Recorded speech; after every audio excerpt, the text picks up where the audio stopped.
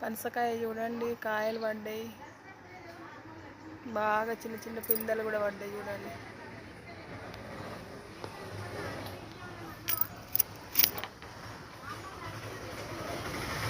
చాలా పెద్ద చెట్టు.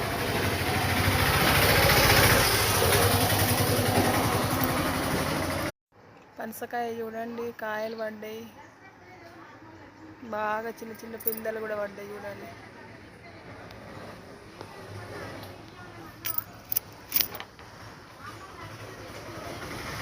చాలా పెద్ద చెట్టు.